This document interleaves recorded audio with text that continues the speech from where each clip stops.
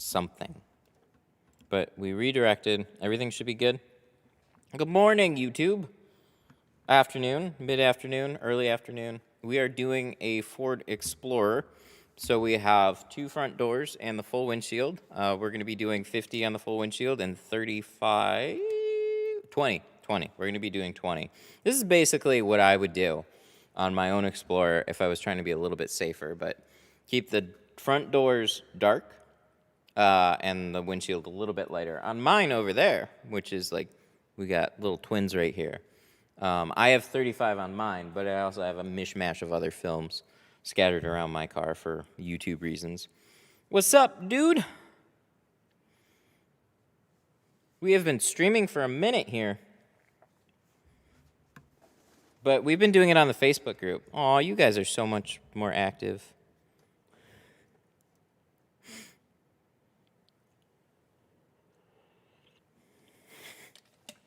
Holy shit. That's the... I'm sorry. He said, sorry I was being mean on the Facebook group, but thought I was in another one. I appreciate that so much more. It's all good. I have to do something because I got banned. You only got muted for like 12 hours or something. You didn't get like a hard ban or anything. It was just a mute for like 12 hours. I think that's the shortest time I can do a mute. So, what happens really quickly. I'm good now. It's all good. I saw it and I was just like, "Aw," but like, so the thing is about the group is like, you know how it goes. But I have to try and maintain civility. Like, people have to be nice to one another, and if somebody goes like "fuck you," it really quickly gets out of hand with like a bunch of people. And I just don't know what to do necessarily other than like mutes if they've been good contributors to the group. Sometimes it's just like you're just having a day or something, or you thought you were in a different group. And then the other thing is like you just have to like, oh man, groups were so toxic for a little bit. So I'll do mutes for the most part. But every once in a while, I get people that are like, you kids are ruining the industry, and they'll be like completely serious about it. And it's just like, no, fuck you, it's a hard ban. So, all good. How can I get in the group? Oh, it's window tint stuff on Facebook. Here, I'll drop a link, though.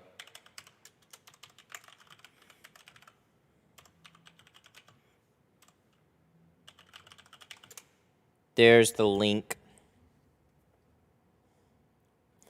I respect it. I'm glad you do that. Won't happen again. I appreciate it, man. Yeah, I wish, and I would individually message people and say what's up, but there's like, it's not like Discord. Discord, you have some more anonymity, some private, like Facebook is like, it connects you on Messenger, and then like I actually use my Messenger, so then my Messenger just starts blowing up because I can't put categories, and it's like I actually use Messenger for like my personal life, and if I message to all the window tinters, it's just my Messenger's gonna be nonstop all fucking day, and then I'm actually gonna miss things that I need to know. So yeah, I don't know.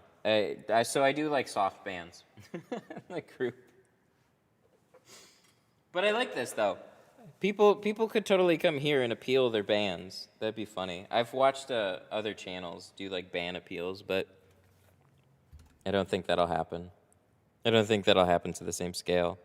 There's this guy on Ludwig, or this guy on Twitch named Ludwig. He did some ban appeals, and it was like people submit forms why they should be unbanned, and like why they were banned, and then they like do investigations and look into it a little bit. Oh, it's so funny. And fill out an actual like PDF form to get unbanned. Fucking great. Okay, so let's turn this on.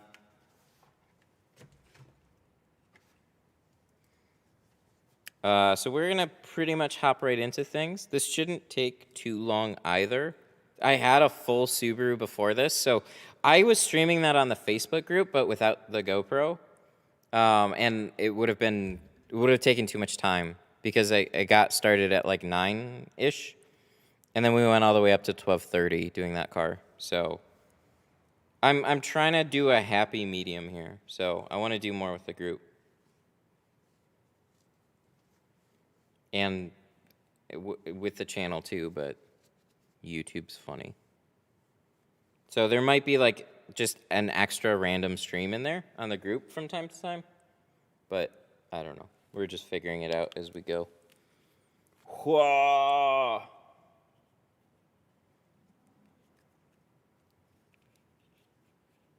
Good. Let's tuck this underneath. Do I look good with this? I think so. All right. Uno.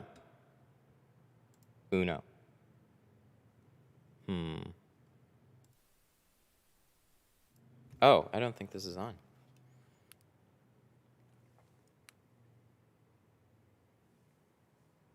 Is it?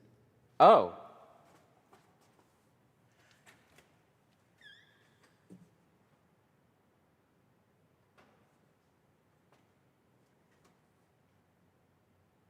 Oh, dang. It did it again. Okay, now we're good. Uno. Canon. Okay. You guys like my shirt too? My brother got this for me. He got me a couple, and this was one of them. And it's it's really pronounced.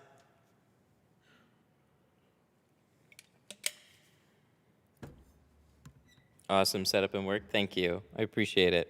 All right. So we have 20% on this, and we're going to do the full windshield. So let me prep the windshield first. That is going to save the most amount of time because we got to let the windshield dry before we do the windshield. So let's go ahead and prep that.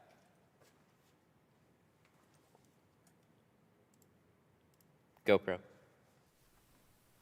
Hey, it's good to be back on a GoPro.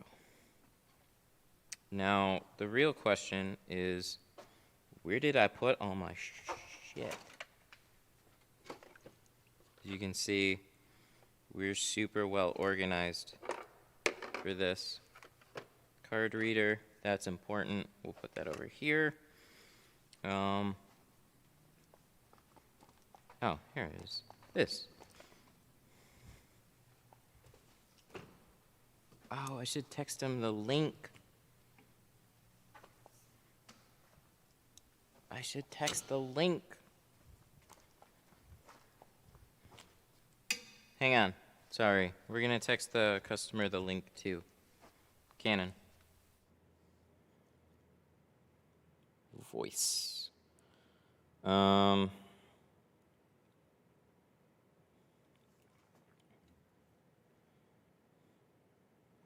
One of these days I'm going to drive to Detroit so you can install my tint. I'm in Grand Rapids. Oh yeah, that's not too bad. That's only a couple hours. I knew a guy that would drive all the way out to Grand Rapids for $200 for a job. I was like, what the fuck are you doing?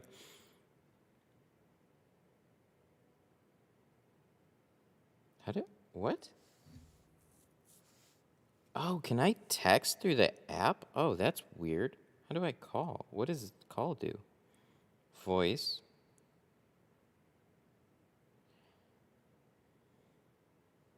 Through in 743. Okay, this one. All right. Here. We're doing one last thing. I'm trying to get the link. There it is. YouTube's better about showing me my own live stream on my phone now, which is nice.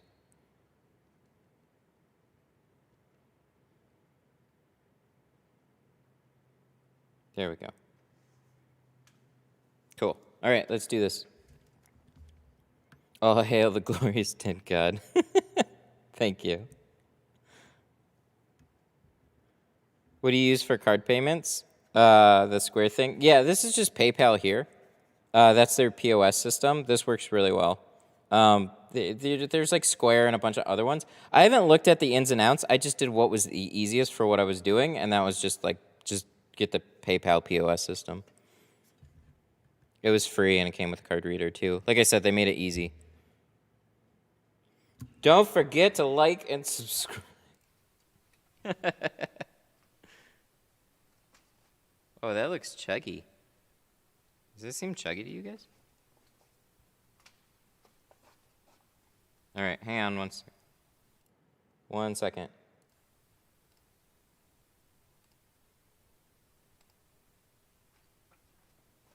Oh, that looks better. Sometimes it gets chuggy. And that's no good if it looks chuggy on my screen, because it's probably like way chuggy on yours.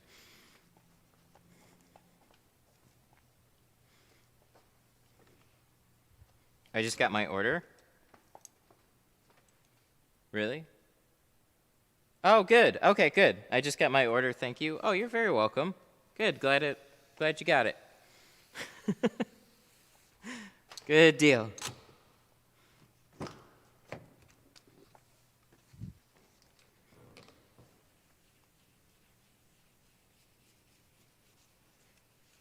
You guys are so much more talkative than Facebook. Facebook's quiet.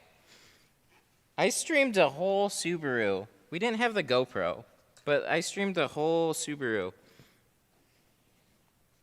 And people are quiet.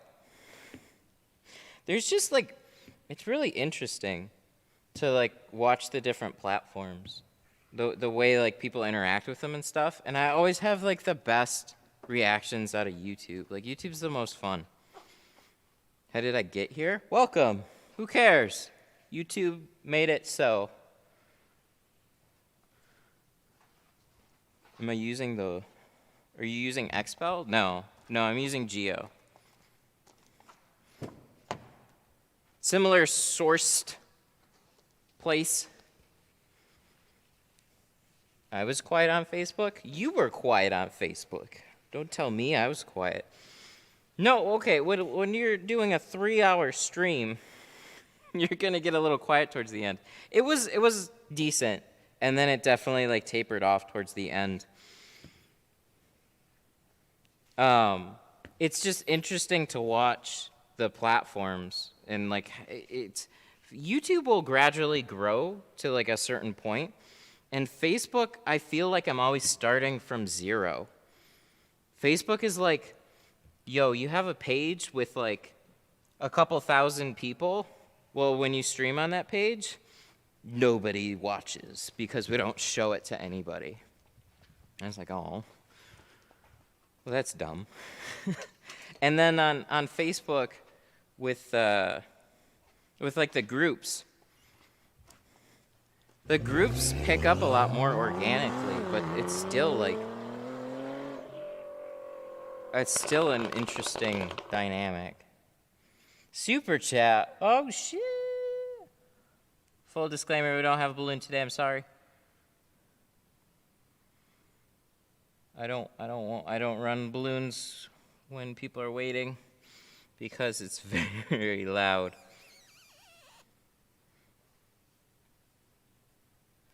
These Explorers, these have really tight borders. Right there. It comes really tight to the channel. Who was that? Who is it? Daniel? Is that Daniel Reyna? Daniel, is that you?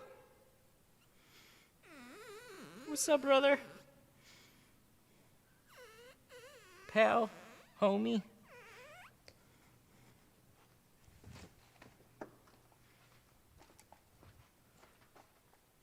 It is Daniel with the 15. What's up, Po Musta Bro? Dude, that must be like one of my favorite. That's probably my favorite thing that you've ever said. Po Musta Bro. Oh, that's great.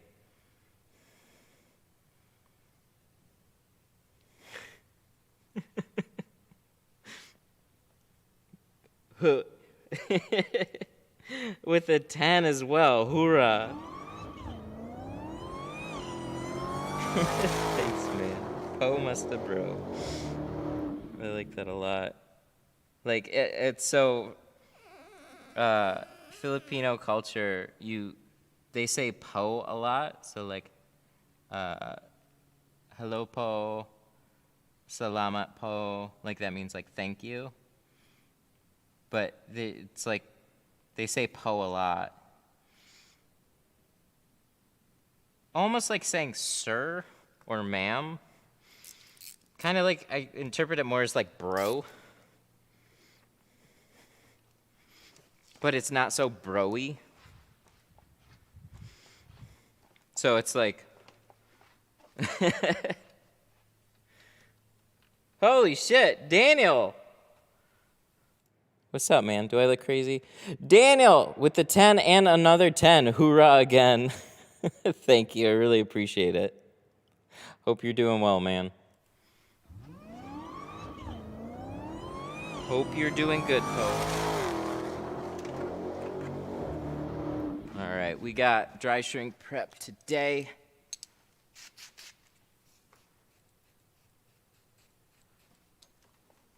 This is a unique, I'm jealous of this Explorer. Mine was like the XLT, four-wheel drive XLT, so like mine's not a fancy Explorer. And then my younger brother, he got the Sport, and I was like, dang, I like the Sport. The Sport's pretty baller. But this one, what is it? It's got like, so mine has like the little dinky mirror cutout. This has like the much bigger setup right there. So it's got some fancy, I'm sure, like cruise control features or something. Better sound system. I'm sure heated steering wheel, if I had to guess. That was like a big one. You guys don't know how much you need a heated steering wheel in the cold states. And it's something I've actually never had. I still don't have it on the Blazer either. But it was something he pointed out. He was like, do you got the heated steering wheel? I'm like, no. He's like, gotta get the heated steering wheel. And then I'm reminded on cold days how much I need a heated steering wheel. One of these days. One of these days I'll have one. Life goals, heated steering wheel. All right, so we had a little sticky. I was like, oh no, it was tinted before, but that was definitely like some type of, see that little guy right there? Some type of dealer sticker right there, which is not uncommon. I just saw the amount of adhesive and I figured it was like the whole thing. I was like, oh no, it's just that, so no big deal. I'm gonna put 70% on my whole front window, maybe 6-inch on the top, 20% with a stick together, no problem. 70% on the whole windshield, 20. Oh, like a windshield strip over it. Yep, you can definitely do that. That's no problem. And in that order too. So do the, like you said, do the full windshield and then do a strip over it. It'll be great. It's what I used to do on a lot of my cars.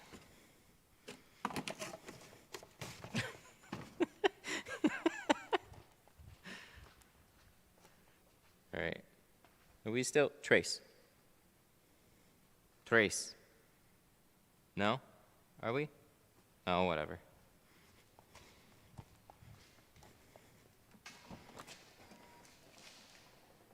Any update on Pro Nano? This is super messy. No, let me message Burns. I set up the cameras to go off of like silly numbers. Uno. Dos. Tres. Oh, now it works. Oh, it's broken.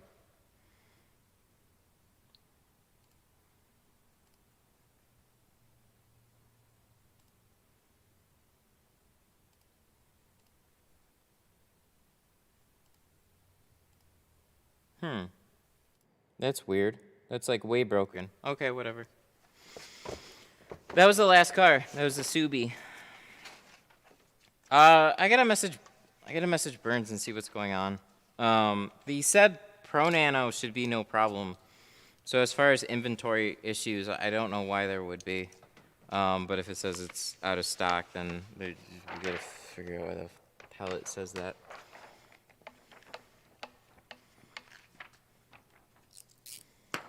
But you can always contact Gio directly. You won't hurt my feelings.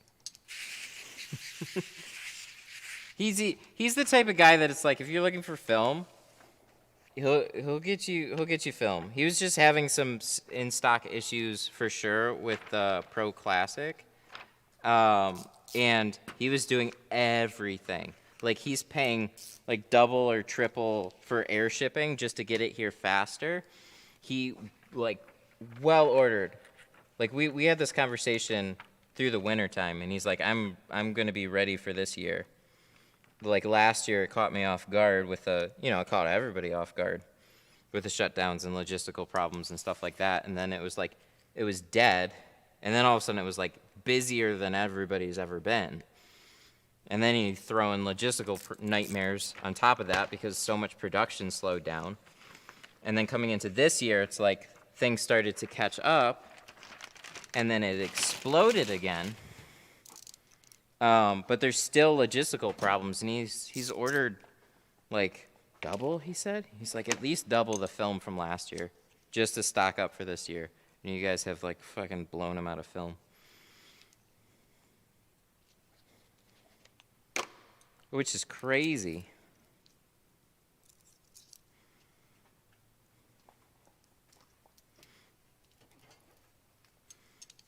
You guys like posting in the group too with Gio? It's cool to see.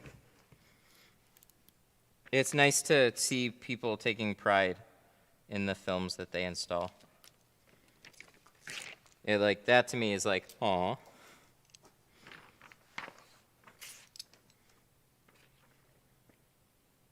Getting after it and taking pride in what you do.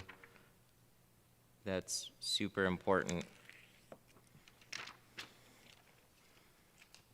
Any tips on tinting a front windshield for the first time? Just watch what you can, and then don't be too afraid to make mistakes, because you definitely will. If you've done some back windows, then the process is super similar. Just work on reverse rolling the windshield. That's one thing I would highly recommend. Because I used to carry everything. I used to like you see me with back windows. I'll peel them, pick them up, carry them in. I still do that. Windshields, I always roll them. There's more that can go wrong with like a windshield. Like, how do I say this? It just makes more sense. It turns out smoother. When back windows aren't quite as wide as windshields are, so it's just easier to like roll a windshield. So definitely reverse roll. Key. The key. All right, what do we do with the key? We gotcha. We gotcha. We have a system. Sometimes we stick to it, sometimes we don't. I always reverse roll back windows? Oh, okay. Then you'll do much better than I did on my first windshield. If you're familiar with that, just keep doing that. There won't be too bad then. They're just like back windows except wider. So reverse rolling, cleaning, everything. Oh no, we gotta turn off the radio. But we're in the middle of cutting. I've never been in this spot before. It's got the little, if you guys remember, I talked about this before. It's got the little smushy. So on some laminated windows, that laminate can like kind of sit over the top edge, and you don't really know unless you like pre-cut it or you actually inspect it beforehand. So what'll happen is your blade will like hit these spots.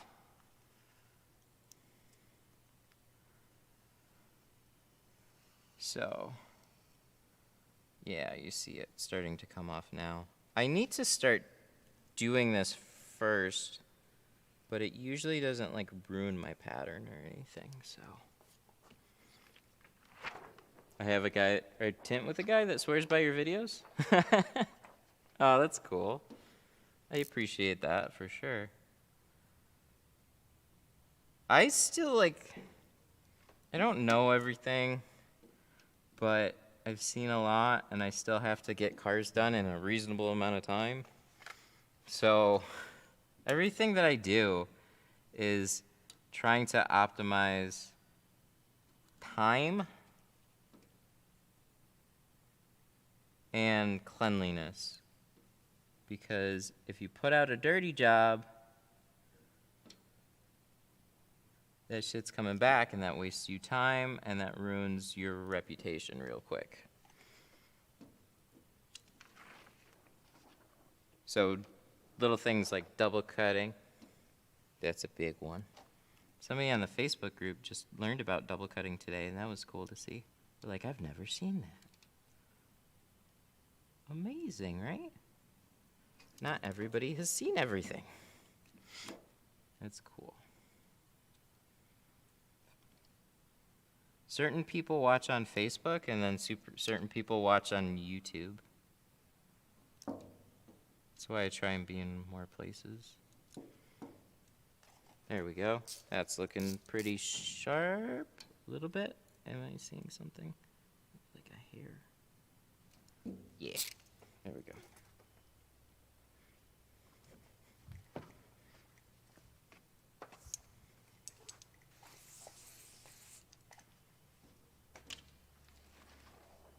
Thoughts on a plotter? Now you're just fucking with me.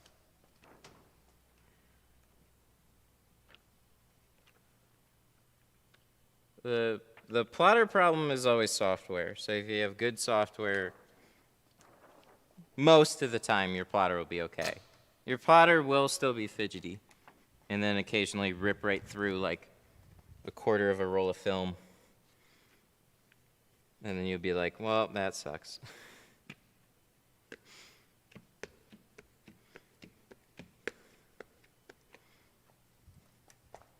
Because they're finicky machines.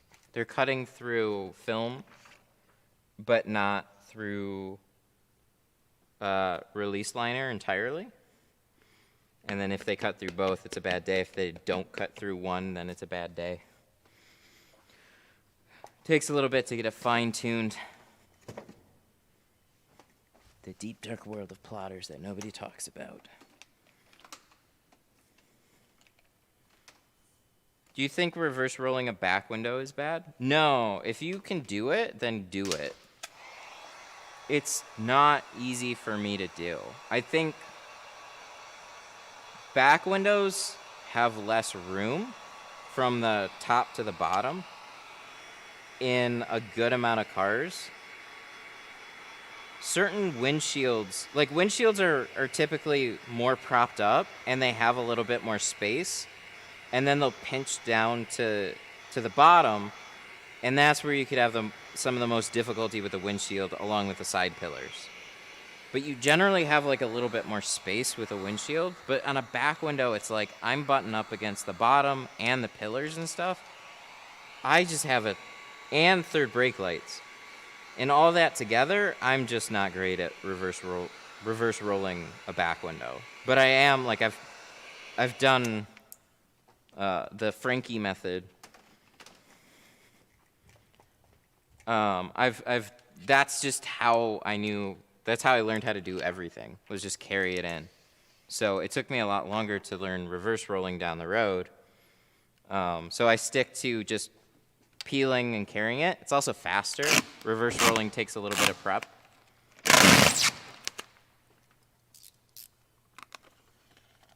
But I'll reverse roll. Like, I'll do all my windshields reverse roll now. It turns out smoother on a windshield. Oh, like, look at that. You see this? This is that laminate that we cut off. Just the, like, smushy extra.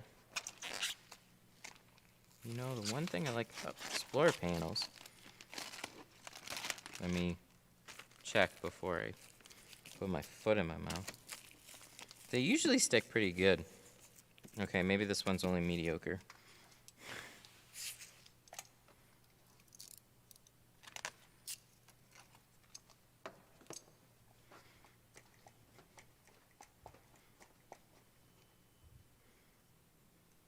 What windows are you doing? We are doing... I'll get to that one in just a second. We are doing the front 2 doors in 20, and then we're doing the full windshield. So we're leaving the back alone today. But we have more streams on Monday, Wednesday, Thursday, Saturday. I'm very booked up right now. So I was just out of town for a little bit. So for those of you who are wondering, like, what happened to the streams? He was just being consistent. That's what happened to the streams. We had to go to, oh shit, there's glue on this. We had to go out to Chicago for a few days. That was a trip with the baby. Whew. He slept like a baby. That was great. But like managing all the baby accessories, whew, that's a lot. Park in a parking garage and walk a couple blocks with all that stuff to the hotel. Ooh, dang. I am not a city. I don't like driving in the city very much either. Kay said, no dates, but have you moved over to Superstar? Yes. I followed that whole drama thing. Holy shit. There's probably at least one other person that is following the whole GameStop thing. But anyways, yeah. Yeah, the group was like chilled out, it looked like. Everybody left. I was really impressed with how many people crossed over so fast. There is an extremely dedicated group to this whole thing. That speaks volumes. So like, to put that in terms of, sorry guys, I'm gonna get sidetracked for a little bit. To put that in terms of just social platforms, so like, if I'm streaming on YouTube, and I tell everybody, I'm like, hey, I'm gonna start streaming on Facebook, you need to go over to Facebook now. There's only gonna be a handful of people that really cross over. And then to have over half the group within 12 hours just switch over, it shows not only dedication, but just like how strong this whole thing is. So it's a community, but like, oh my God, conversion rates, that's insane.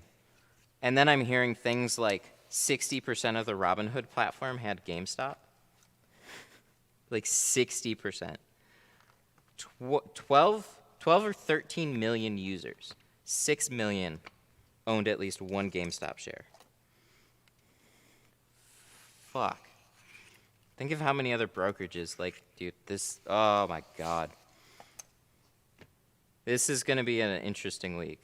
So, I added like 30 more shares on the dips yesterday.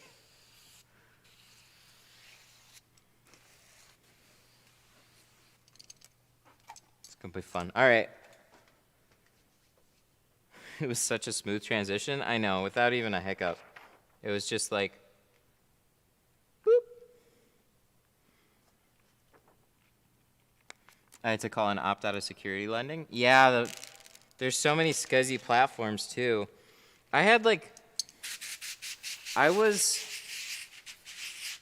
pretty iffy about Robinhood from the beginning, only because I'm like, free commissions, like, look, if you're under 25 grand, you're not supposed to be pattern day trading anyways. So I was on E-Trade, I think is what it was called, and it was like $5 a trade. But when you're looking to like trade a couple $1,000s, like $5 is like whatever. The whole idea is to make more money than off of that, the $5 or $10, whatever it takes you to enter and exit a trade.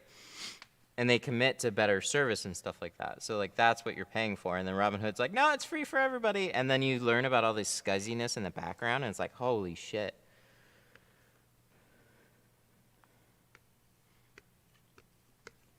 Where can I get good tint online? Tint Depot. Did it do it? Tint Depot? Oh.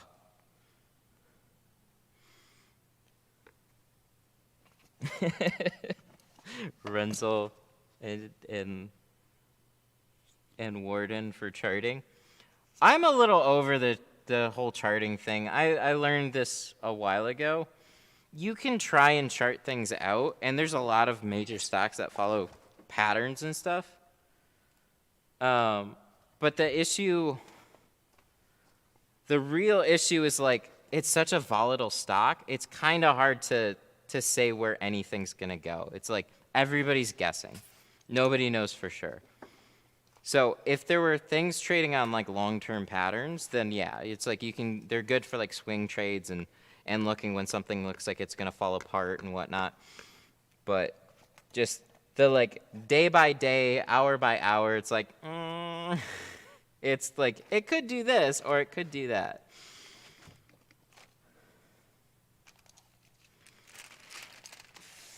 Got an order in for 1 share at open. That'll be interesting. I don't think it's just going to go up. Morning's always volatile too, so sometimes it's good to wait a half an hour and see if there's like any type of a dive. But yeah, I have no idea where it's going to go in the morning. Sometimes they can just be like, you see a spike in the morning and then you grab it and then it falls back down. We have some interesting stuff with Melvin reporting that they had a 49% loss. But then somebody said it was like they reported it and it wasn't from an SEC filing, so that makes it like FUD. I don't know. Sorry, this is probably relevant to like 5 people, but I have been following this for like the past month. I get it, or watch the DDs, or read the DDs and trust. Yeah. I think there's enough. There's so many people behind this now. It's proven that so many people are just holding, and like the sentiment has changed incredibly from like what a normal panicky market would do. Because retail is like, it's no joke. If a stock falls, people panic sell. But they're so like numb to it at this point. It's just like, fuck yeah, it went down, let's go. It's kind of insane. And then you see how many like people are posting from other countries and how many brokerages are reporting like big numbers too, like here and there. And you're just like, holy shit. This is so blown out of fucking crazy proportion. We'll see. I've just been holding for sure. I haven't sold anything. It's just up, down, up from 45 up to 350, down to like 180 or whatever. It's just like, wow, what a ride. They're gonna try to blame Redditors? Yeah, I don't doubt it. I don't doubt that they're gonna try and do any of that.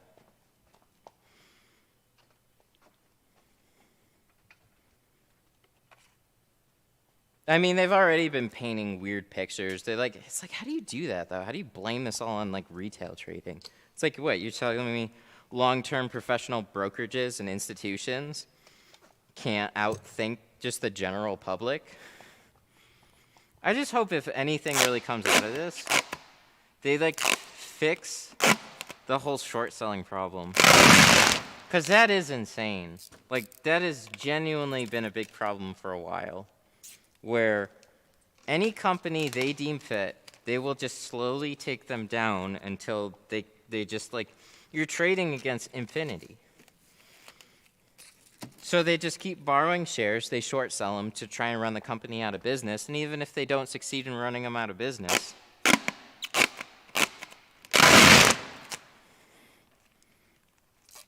They drop the price down so far that if they buy back their positions, it's so easy for them to do. Infinite selling power. That's insane. Did you recall your shares? Yeah, I contacted TD, and they said if you're not on margin, if you're on cash, they don't lend any shares. So as far as I'm aware, I'm definitely not on margin. They're not allowing GameStop on margin either. So Straight cash only.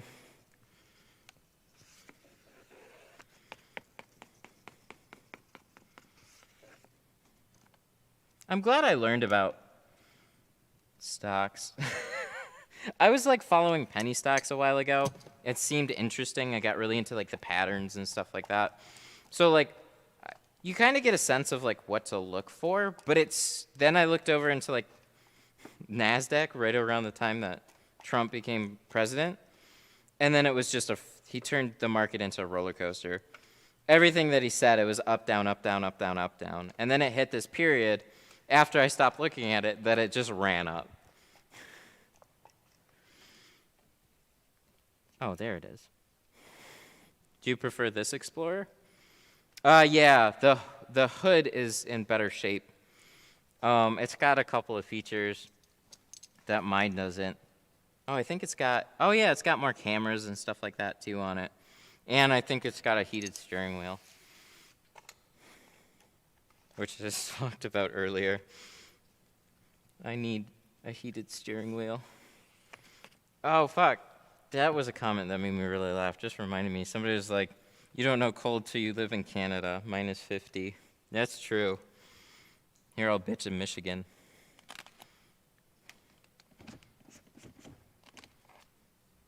Our winters have been pretty mild, though, in the past couple of years. We don't get as much snow as what we used to. We used to have like 2-3 feet of snow more than once.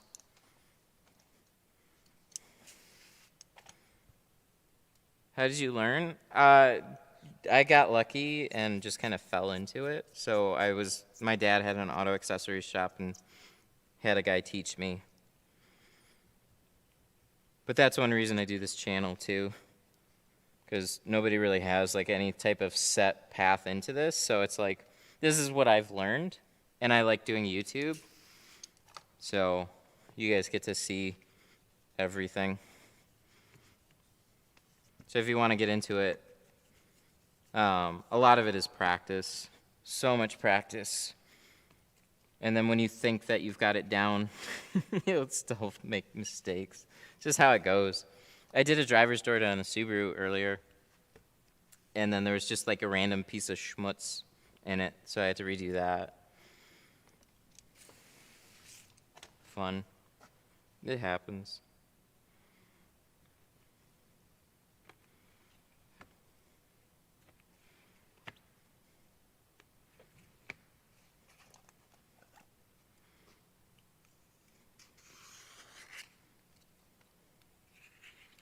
Tinting these front doors, though, man, I am very familiar with this. 16 Explorer, all right, no problem. I've done it a couple times.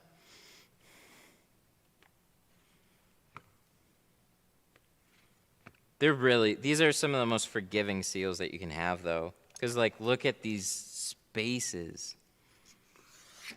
They just don't even press against the window. It's just space for days.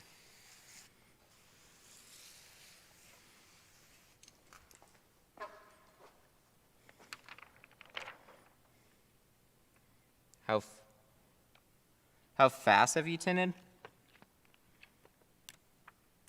Like a full car without a windshield has been, on like a good time for me would be like under an hour, like 45 to like 50 minutes on it. But that was like really pushing it. I hated doing that. I am just not that fast of a tinner.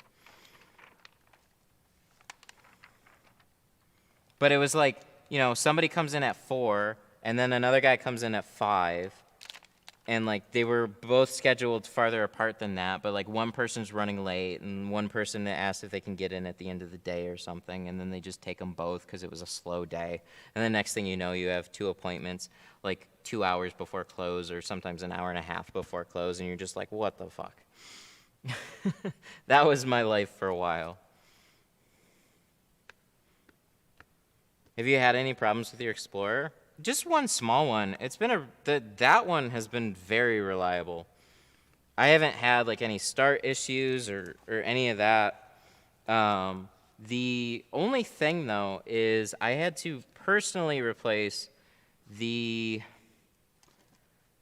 so for the heating and cooling, I guess it directs the temperature that's coming through. It's for, like, the dual thingy. Because it does, like, one temperature on one side and one temperature on the other. It separates it. And that module went bad.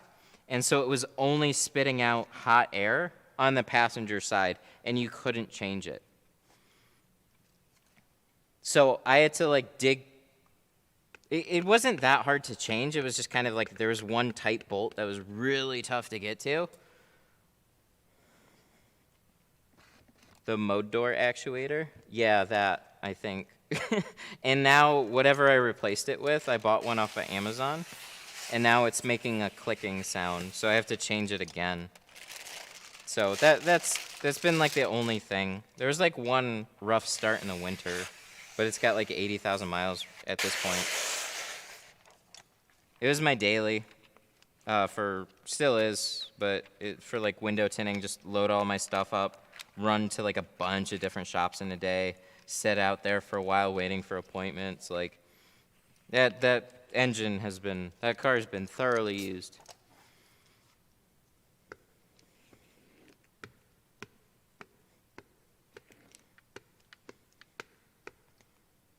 I was looking at the new ones a little bit.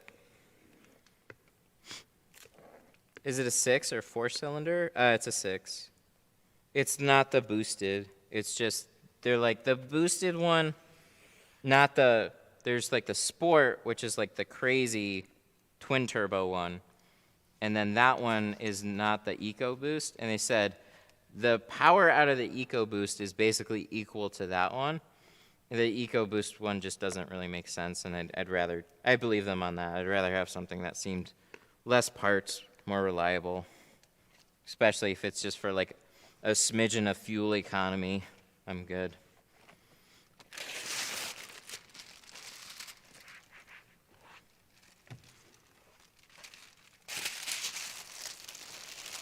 But at the time, it was like the only SUV, mid-size SUV, that made sense. Like it had a good amount of space in the back. I could fit everything in the back and not have to put it in the back seats. So it fit the sweet spot. I'm glad it wasn't like something else. Had to replace one of my mom's Taurus. Oh, that's interesting. Yeah, because that is basically the Taurus. It's just taller. It's built on the same platform. So that's why they have also the twin turbo one. So they're definitely cousins or brothers or whatever.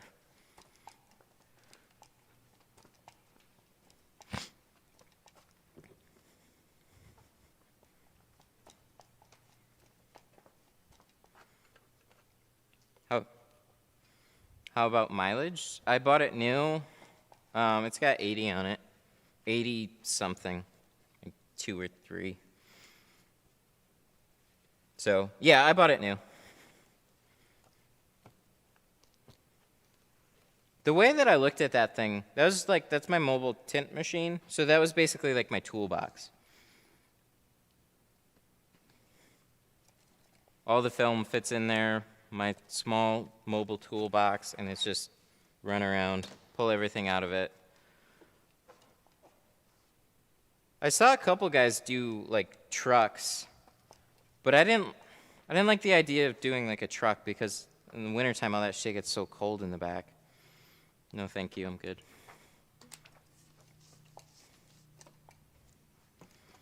And then they put a cover over it, and then they just have less space. I don't get it. But I'm not a truck guy, so. All right, we need 50. Where do we put our 50? Is that it? That should be it, right?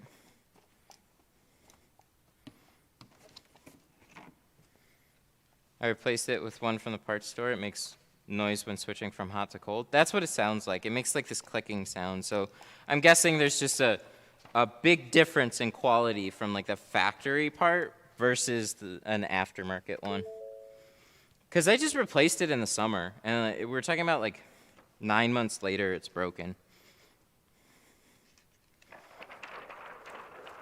All right, so we're doing 50 on this windshield. This windshield is not a super curved one. It's also shorter than most windshields. It's got like a little bit towards the top, but I'm glad it's the one with all this cut out in the middle, because then I don't have to like make a splice around a tab or anything. I can just cut out the whole thing. It'll look better, and I'll sleep better at night.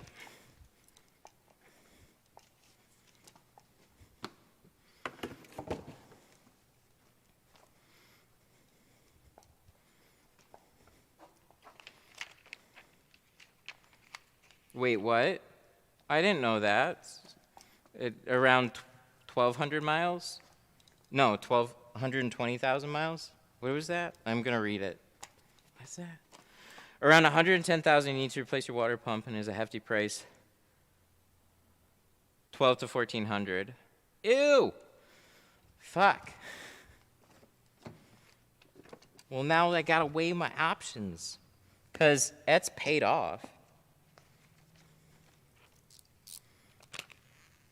And that car has ran a lot more sitting than it has miles on it. So that comes from like, oh, I would have like appointments, and then I would have like big windows in between appointments. So I'd have like, oh God, it was so dumb. So I'd go to like a shop, and they would have like this is like the worst case scenario. They would have, I'd drive out half an hour. There would be like one car at 9, and then one car at like 4 in the afternoon. And you're just like, and then they wouldn't get anything else in between, and that was just the day.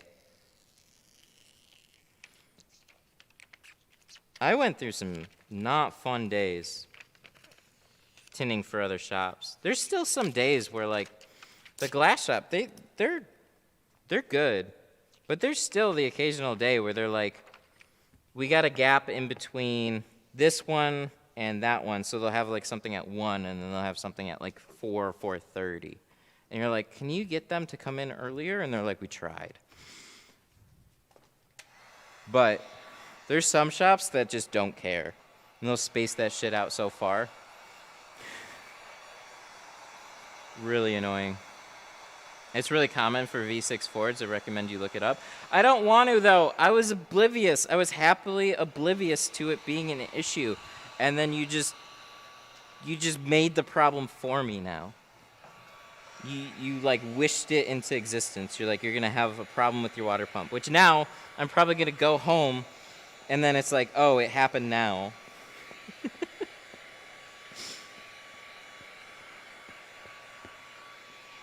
Is Ford using a screw for the rear view? Yes, on all, as far as I knew, like all new ones have it. They either have these big cutouts, or they have a screw now. Probably because engineering heard the cries of all the mechanics that keep breaking windshields. And they're like, oh, hey, why don't we just put a screw there?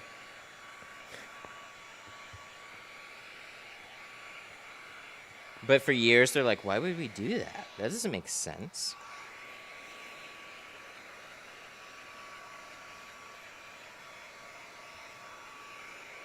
Oh, somebody just equalized it. I have 255,000 on mine, and my water pump is fine. There you go. Boom. Problem averted. Somebody neutralized it. They're like, nope, I don't have it on mine. And they're like, yes. Now I'm just going to think I can go up to 255 at least. Or more. No issues.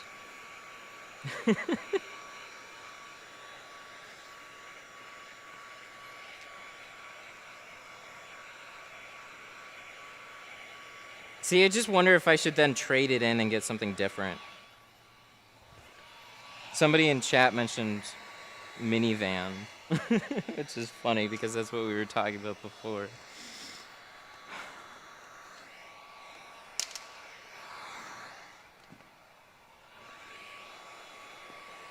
The 11 to 19? I have a 16, yeah, so it falls right in the middle.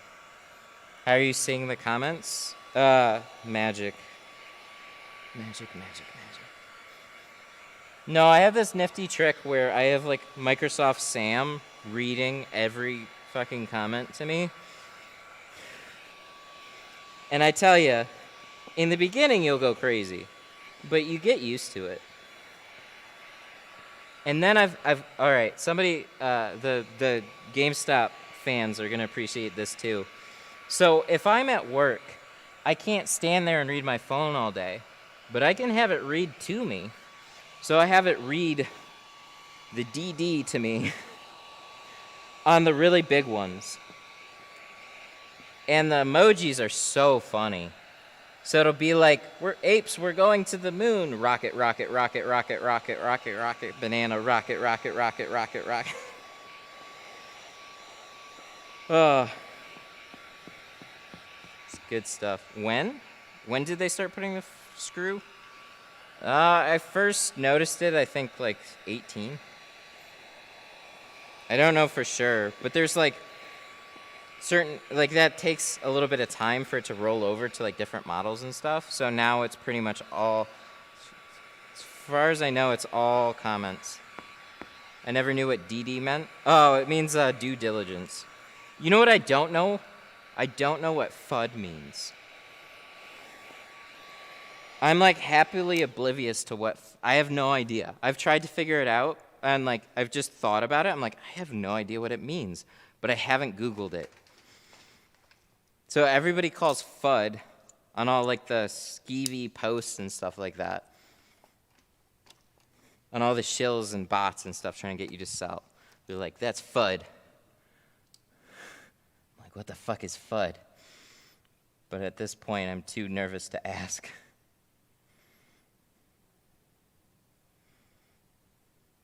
I know what it is, I just don't know what it means.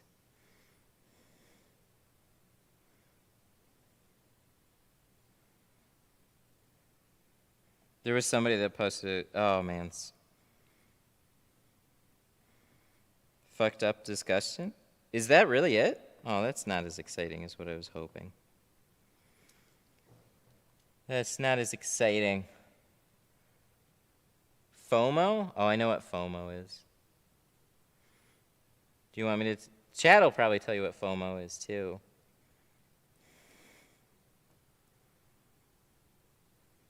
I knew what most of them, but the FUD was definitely a new one for me. It's just funny following this whole thing. There was this great meme that was posted, like, February 1st, how do I buy 1 share of GameStop? April 1st, how do convertible notes impact a stock or something like that? It's like just the sheer level of evolution that the apes have gone through in such a short amount of time is like insane.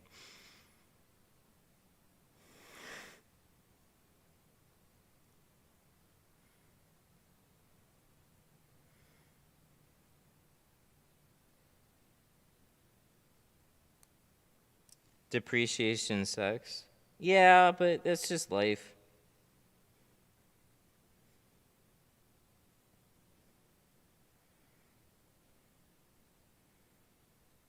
What was it? They go for like 19 in the north. Can I send mine up north to be sold then? Because mine has like 80 on it, and I'd love to sell it for that, I guess. Here I'll walk into a dealership and they'll be like, I'll give you $5. And it'll be like, how about 1 GameStop share? And they'll be like, sold. And I'll be like, sweet.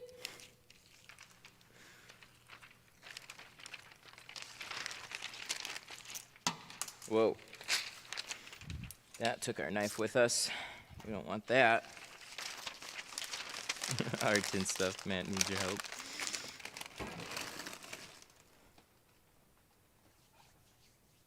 $2016 with 90 to 100 goes for like 19,000. I should see if I can get that. I doubt it though. You know, I'm like,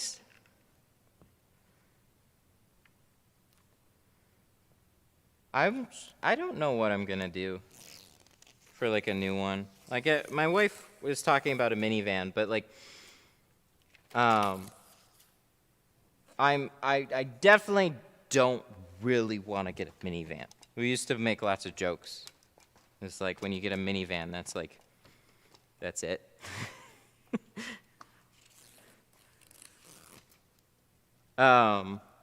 And with, but what she wants, and I agree, 2 seats, aisle in the middle, and then a clear open space to the bench in the back. Because, let me tell you, when you try and change a poopy baby in the back seat of a Blazer, you don't have space with the carrier. That is just a tough thing to do. And he's getting taller. So, we're trying to figure this stuff out.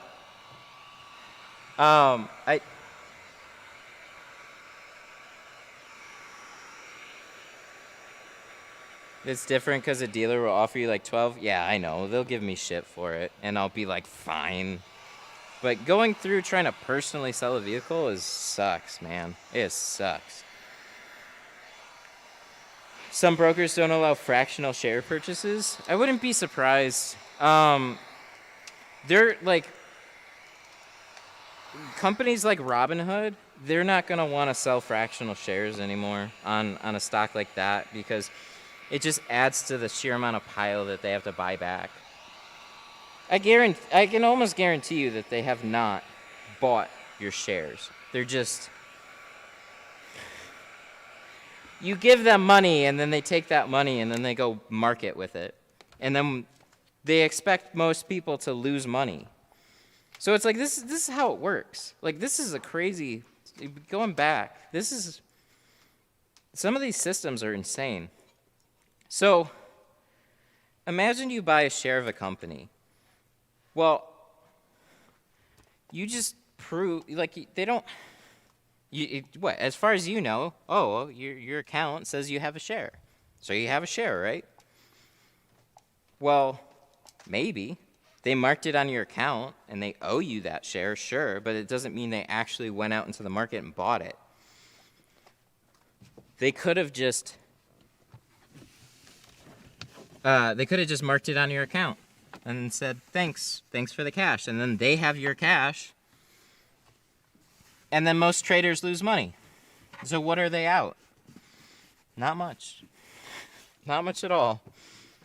But the situation was GameStop goes to the moon, and now they were paid, I don't know, $40 to buy GameStop shares, and now they're trying to buy them at $400. They don't have the money to do it.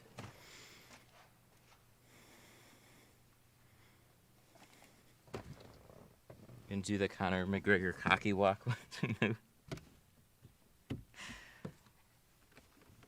It's gonna be a good day. This is they're starting to hype up this week. I know they say no timelines, but like you've got DFV's call contracts, which is like he's a smart guy for sticking to his guns on it, but he is not the predictor of the stock either.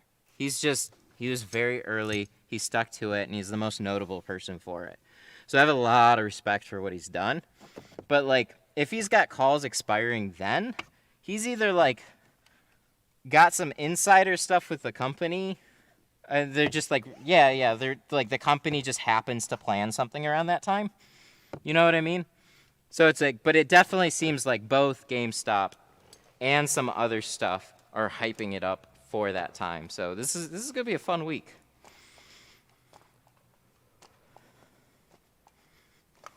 I feel like RC is... Oh, Ryan Cohen's watching? Oh, 100%. That post was amazing. I don't know how many of you guys saw the news. Ryan Cohen, new chairman of the board for GameStop, retweets a meme from Butt Farm 69 about him his face photoshopped on a chair, and he's chairman of the board, so he looks like he's just a chairman now. He posted that within like 4 hours of it being posted. He's 100% watching. So is everybody. Like, same thing for DFV. Like, he was such a Redditor, and now he's not allowed to post. Not really. Probably because he's got a bunch of lawyers telling him, like, look, just hold off on the posts for now on what you can. This is okay, but predictions and stuff, that's just going to tie you up in court.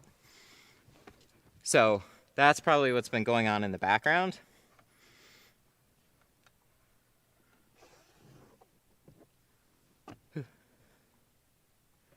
Who knows for sure, but that's probably what's been going on. So he's been like long-term Redditor. So yeah, he's definitely watching. He's probably like busting at the seams though, because he's like, I want to post. So he probably has like 5 aliases that he posts under.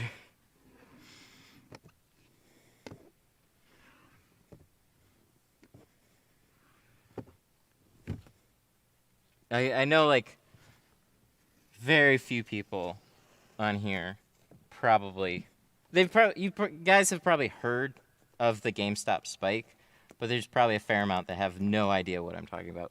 That's okay. Sorry. This is my side obsession right now.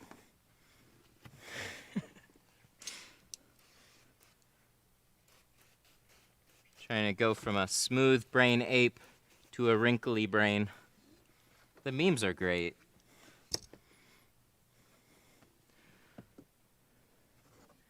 This is gonna have an all-day stream once it's all over.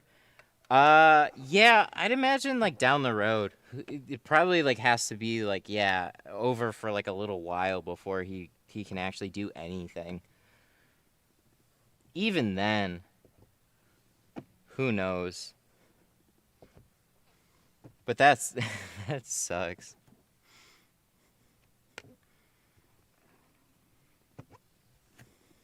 And then you get like Elon right now, who's like poking jabs at it again. And it's like, oh shit. And they have that monkey for Neuralink playing video games. And it's like, all right. They said they started that project in February. They're like, in 6 short weeks, this is what we've been able to do with a monkey. And it's like, 6 weeks, you say? Monkey playing video games, you say?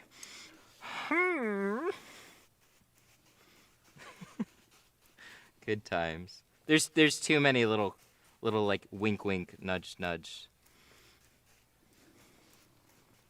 So we'll see. We'll see.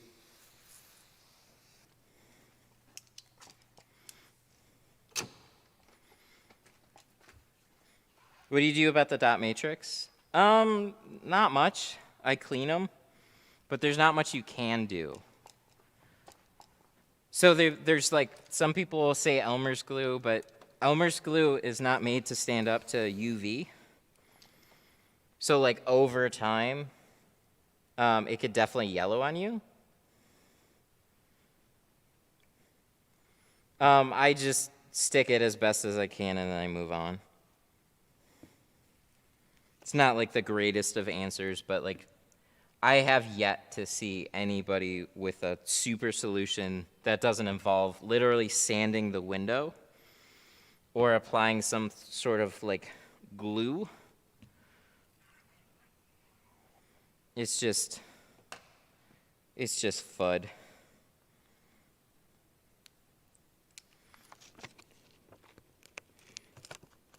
It's FUD.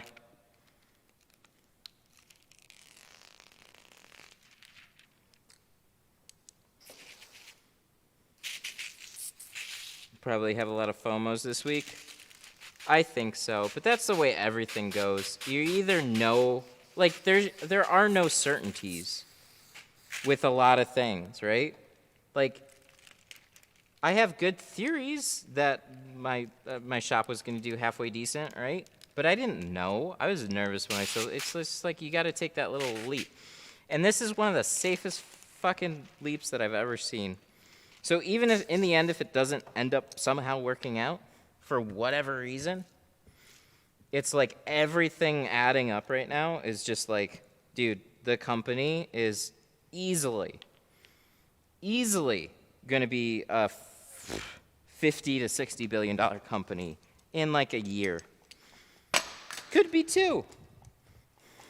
But let's say in 2 years, they're a $50 to $60 billion company, if not higher. They're trading at a 12 to $15 billion valuation right now. Like, that's where they're at. So, like, whatever you put in now is easily going to double, triple, whatever. It's just going to take a little time. Stocks go up, stocks go down. People say whatever, who knows. But there's just so many good things happening. Like Amazon execs signed over to GameStop. They are exclusively being paid on shares from the company instead of they're trading on. Sorry, they forego their compensation in exchange for stock in the company. So what's that tell you about long-term outlook? That's what you want to see, stuff like that. What stock? GameStop. Which sounds like it could be a meme. It's not a meme anymore. And then, like, the whole Chewy background is, like, that's really strong. Everybody knows Ryan Cohen from building Chewy and selling it to PetSmart. And that company just turned profitable and is trading 35 to 40 billion. It was trading 40 billion on no profit. So it's like, he's got no bad name on Wall Street. People love him. He's signed over to a company. They brought in other people to not only move, but literally be compensated from Amazon to only be compensated through shares for the first year. Like, they've got a good long-term vision for it. It's going to be really interesting. I know we got to, like, tint this windshield and everything, but it's a fun discussion for me. This will be a fun week, I think. Maybe not, but we'll see.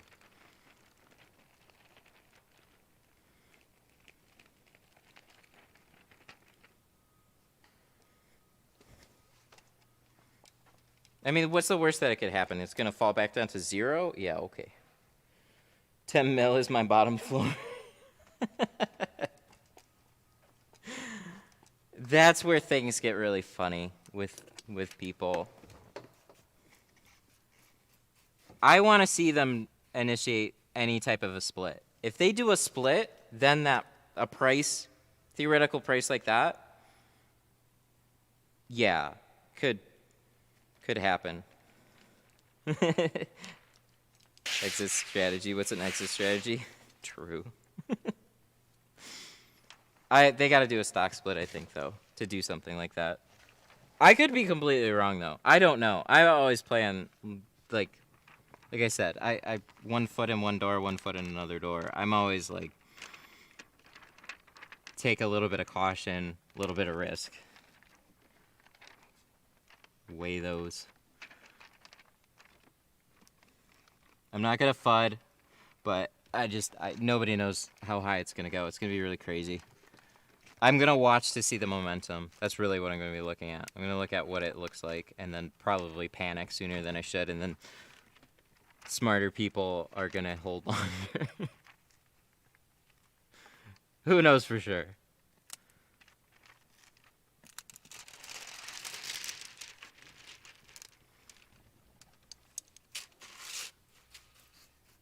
Oh, I should mention, I actually saw the Citadel building in Chicago. We were like 2 blocks away from it.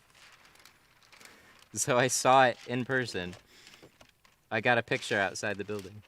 I didn't go in it, but I saw it. I was like, hey, that's them. And like the day before, they were posting about wanting to do like video ads.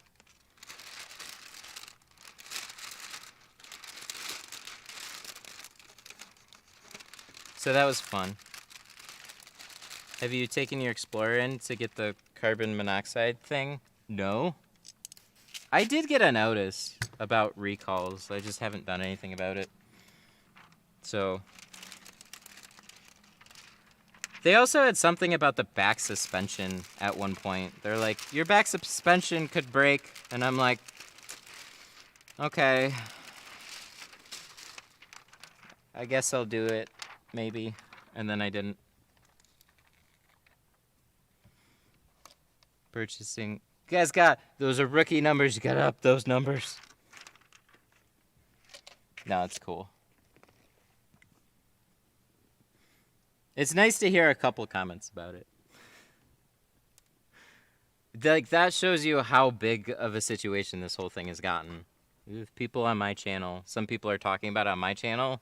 Dude, there's people everywhere talking about this thing. The sheer amount of world press this has gotten is just absolutely insane. It's like you can almost chart on The Big Short movie. It's like, okay, this is the part in the movie we're at right now. This is weird. But if you haven't seen that movie, watch that movie. Such a good movie. Dang, this looks good. All right, we got this tint. Is that what we do here? We tint?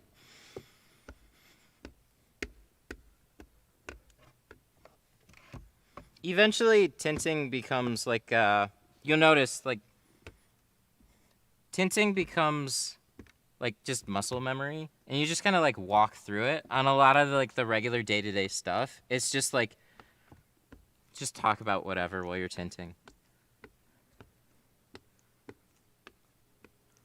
What kind of tint? Oh, we're doing Pro Classic, 50 on the windshield, and then 20 on the front doors. This is a pretty common thing for me to... No, 20. Yeah, 20 on the front doors. 50 on the windshield. Sorry if I said anything different. But yeah, this is a pretty common thing for me to do. I do, like, so on Tuesdays and Fridays,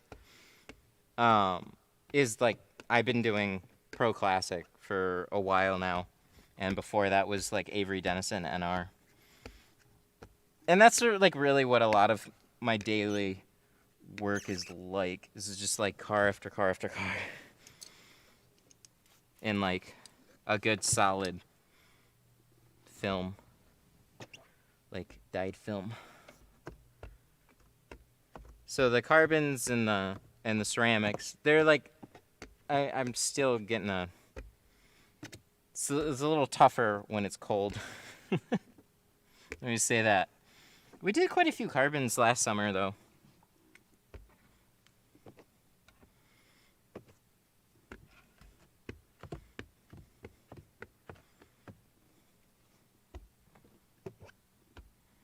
And then we had some more recently, so it's like, it's going to start picking up, I think, again.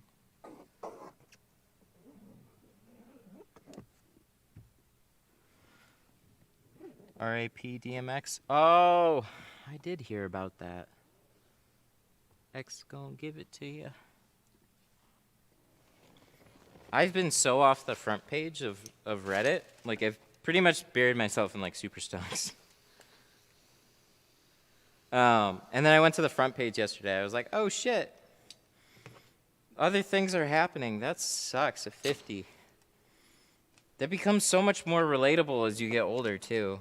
Like, I'm still a little ways off here, but, like, fuck, man. Life hits you hard. That's why I encourage a lot of you guys. Try and figure out what you like to do and try and figure out how to make money doing it. So if you like tinting, try and, like, push into it. And then try and, like, the other thing is, like, just don't always go for, like, the biggest, baddest shop and whatever. I mean, do what you want. But, like, what I'm saying is, like, I've seen, like, this goes back to my dad's place. So my dad is in a 6,000 square foot building. And we had to work like fucking hell to get that place to make money. And it was just like, why do we have all this space? We don't need it.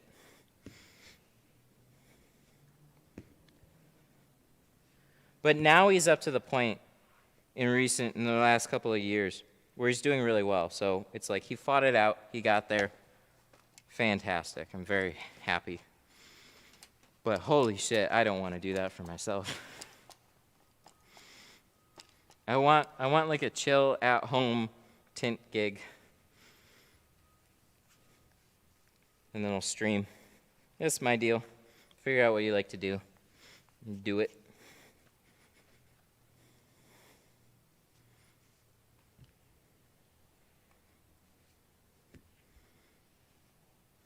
Yeah, so in here we have the dots.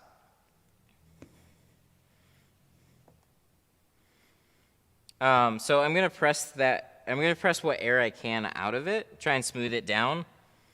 But there's gonna be some air in here and some in there. It's just how it works out. They don't laminate these ones in the glass. So it is what it is.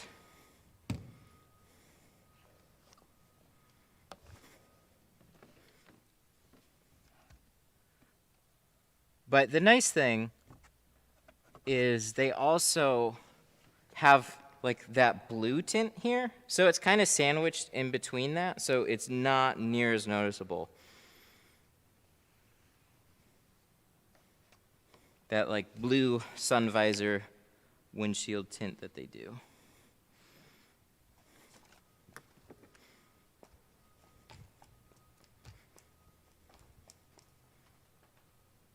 Well, that went well.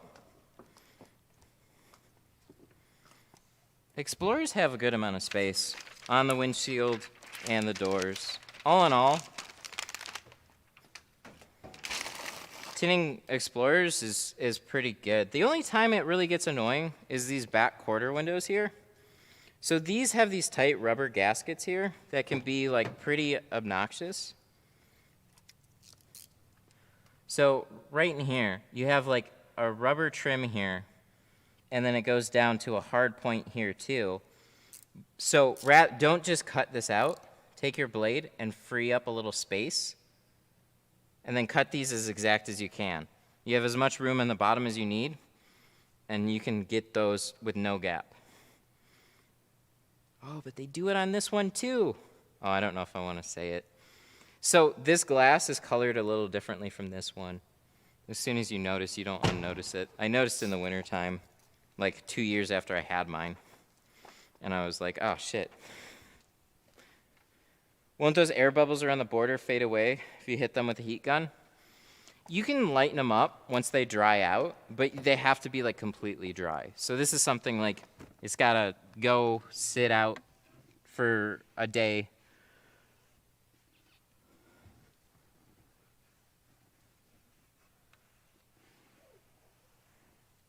Oh, that was cool. Sorry. Oh, this looks so good. Do we have a little thing, though? Oh, we might have a little hair. Dang it. I spoke too soon. I think we got a little hair there. Ah, there's always something, right? Let me get that out. This little guy. Why is it here, though? That doesn't make sense to me. Why would there be one all the way over here? This isn't the first time this has happened.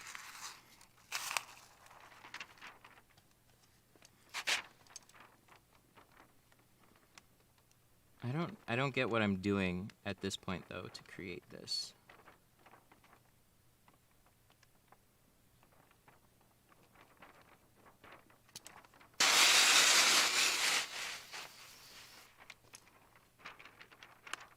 So, good news is that this is all very easy to get to. So we're gonna make sure. I thought I saw two, though.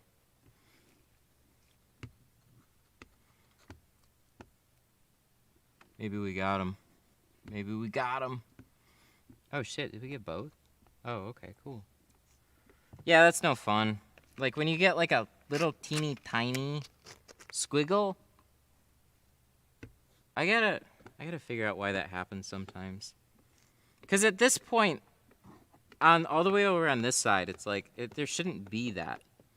We're like already through most of the windshield, and then it's just a matter of like peeling it and like laying it up there. But it's, like I remember on the Blazer we had it, and it's just happened from time to time. But at least it's not like, I don't want to jinx myself yet, but at least it's not in the middle or anything. It's like over on the side, so it's much easier to take care of something like that. So if that happens, sometimes you're fine. Dad reveal? What do you mean?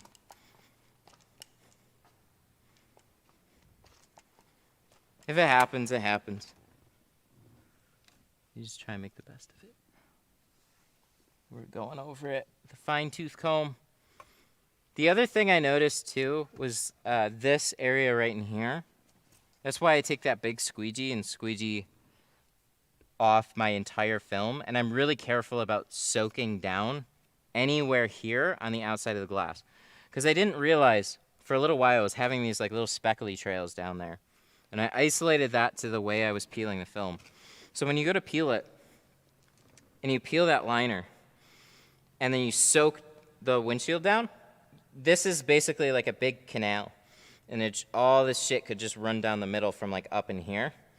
So squeegee everything, peel it, and then just be really careful about all this spray right in this area right here. And that'll help.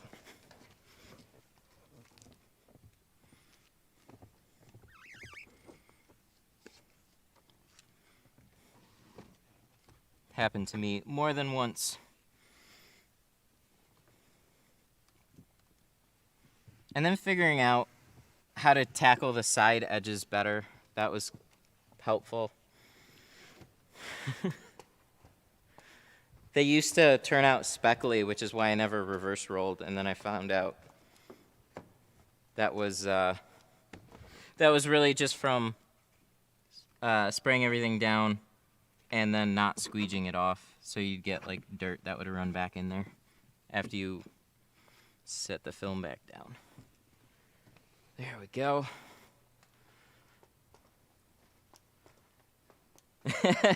Want to tint my future Lambo? Yeah, for sure.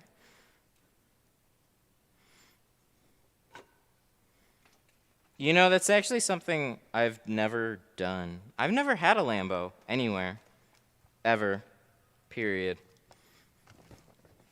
I've done a McLaren. I've done Aston. I've done Porsche. I've done, God, I've just been tinting for like a lot of different places. And there was one place that would pull in a lot of really nice cars. Not one of them was a Lamborghini. I've done like a lot of Audis, all the way up to like the R8s. For some reason, Lambo has been that brand that has just been completely like... And then I saw one in person in a shop that was getting plasti dip. Those things are small. It was like way smaller than I thought it was. Seems somehow bigger on camera, and then you see them in person. Watching this while removing my tint. Nice. Use a steamer. It's helpful. Couple little things since you're in the middle of it. Use a steamer if you have one. But basically, you want to warm up that film. If you're unfamiliar with removals, warm up the film, and then as far as the doors go, don't use like glass cleaners. Just use soapy water. Because with glass cleaners, it'll make that glue become like gum, and it can be really difficult. You want that glue to stick together, to basically stick to itself.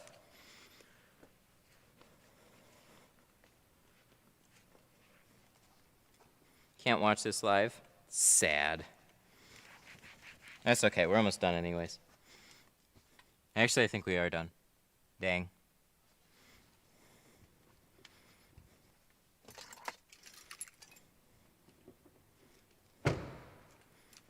Ooh! Very good.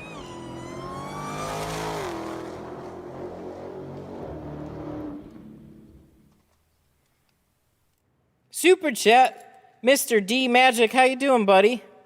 Hey man, just got here. Oh, I'm sorry, we're so close to being done. Thank you for the 10. Have you ever tinted a Fiat 500? Yes, I have. They're really like long doors for the size of the car. Like there's 2 doors and then the back window. Are there quarters on that? I've done the...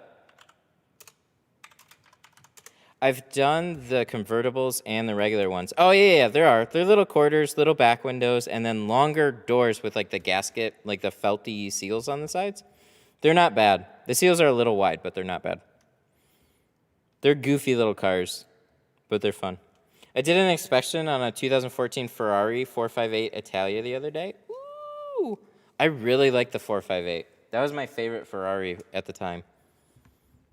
Now I don't keep track of them, but I really like the 458.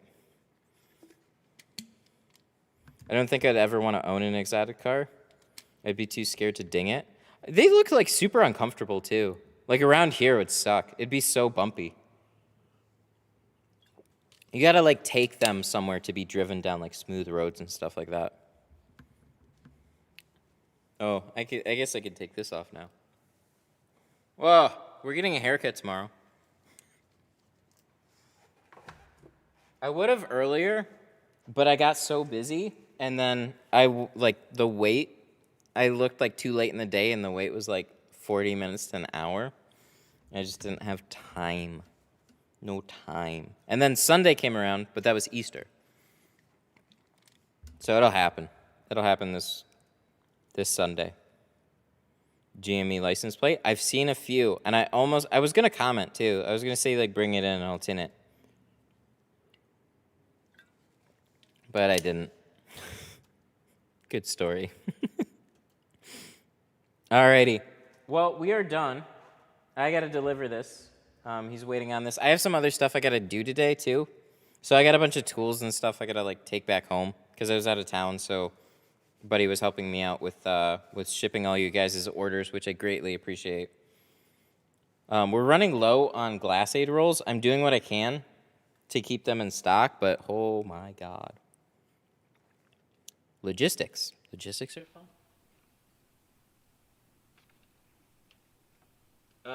So yeah.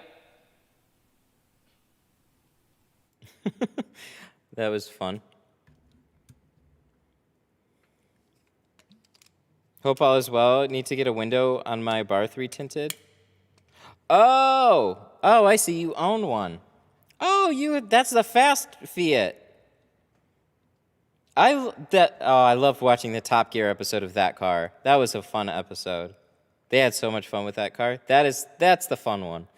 I was just a little disappointed when I saw those in person. I was disappointed with like the radio and stuff on that. I feel like they just cheaped out like crazy on it. But it's like putting a super motor in a teeny tiny car. It's great. See you later, wrinkly brain ape. I'm trying to develop some small wrinkles.